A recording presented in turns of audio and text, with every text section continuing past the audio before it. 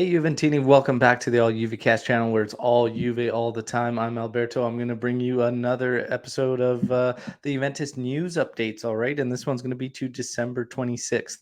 As we always like to talk about, it's never ever Juve news updates during getting preparation for Mercados and whatnot if Pogba is not mentioned, okay? So the latest from our friend Mirko Di Natale is that Juventus will make an attempt for Pogba. The operation is very, very difficult, but Juventus and Raiola are hard at work to try and find a way to make this deal happen. So there you go. And Mirko obviously had anticipated this a few days ago, actually mentioned it on Juventus, but man, I just don't understand this because you're going to try to make a deal in January when the guy's free in June. So it's really, really strange that Juve would even. I can't believe it, to be honest. And I'm not going to believe it, okay? Pogba remains a pipe dream for me. So let's move on. Again, love to hear your thoughts. But why would we spend funds and go that route if he's going to be free in the summer?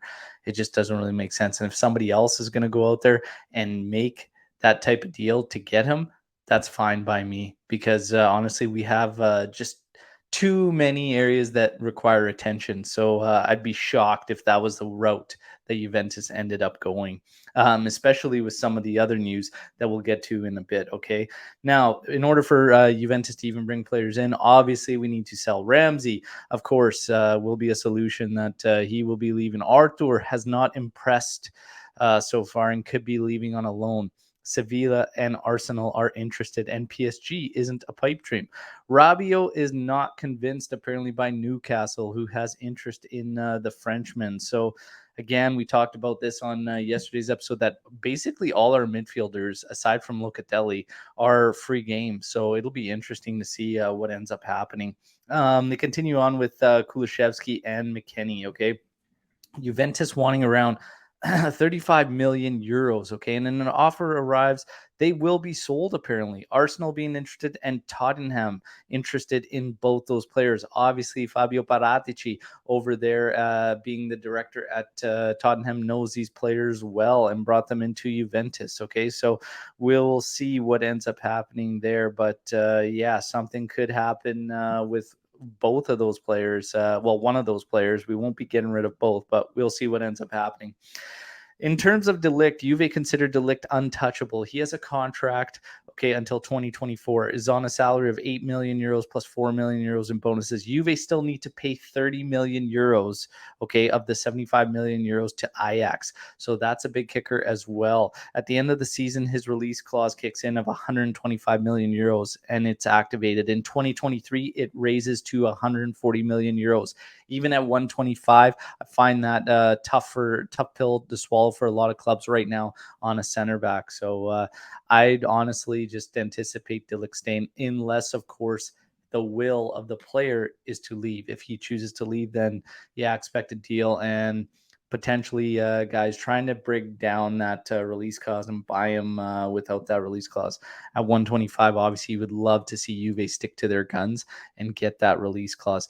Dangerous game to play because yeah, if you end up upsetting him and blocking a move, if it is his intention to leave, yeah, it presents an interesting scenario. Now, Vlahovic intends to stay at Fiorentina until the end of the season. Inter and Milan are dreaming of having him in their team. Tottenham apparently is going to be presenting an offer soon. Half of Europe wants this guy, and everybody's reporting that Dusan's preferred destination is Juventus.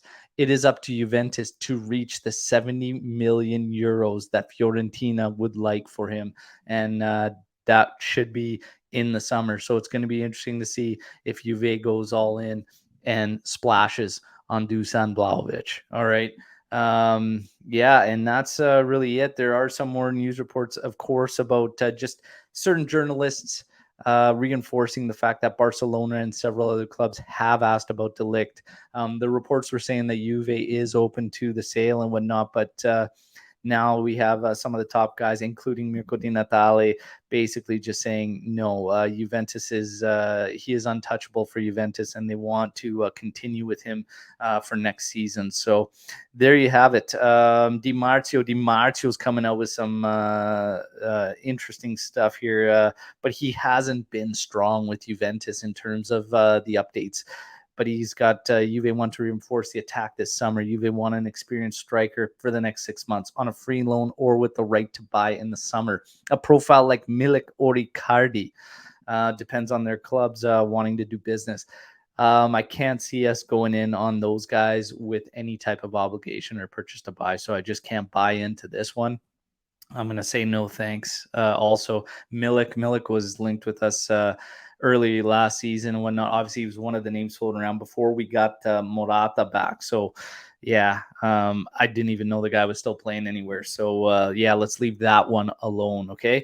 And that's basically essentially it. Kulashevsky has interest from Arsenal and Everton. Of course, Tottenham, we know about that.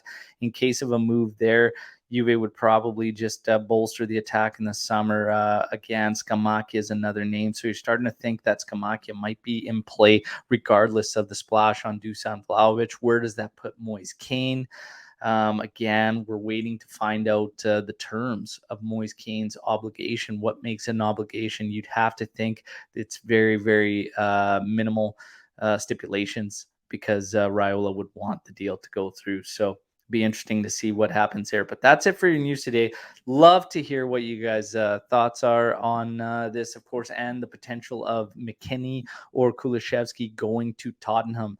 Obviously, the price tag set apparently at 35 million euros. My question to you to leave everybody by the end of this video is, who do you sell first? Who's the priority, Kulashevsky or McKennie? For me, it's easy. It's Kulashevsky. But out of all these guys, okay, that are rumored to be going, Artur, Rabiot, McKennie, Kulashevsky, give me your priority list in order of moves. And let's see what everybody's dealing with. Okay. Thanks for tuning in the video. Like the video, subscribe to the channel. It's all Juve. It's all the time. Okay. And we'll be back tomorrow with another episode giving you some more news updates. Okay. And we've got a lot of fun content over the holidays here that we're going to be hitting you up, including a recap of those beginning of the year predictions. That's going to be a tough one. Tough pill to swallow for certain team members on those predictions, but we're going to have fun with that one and looking back at those clips and some of the best moments of the pod in the first half of the season. Thanks everybody for the support. We'll talk to you tomorrow. Ciao tutti.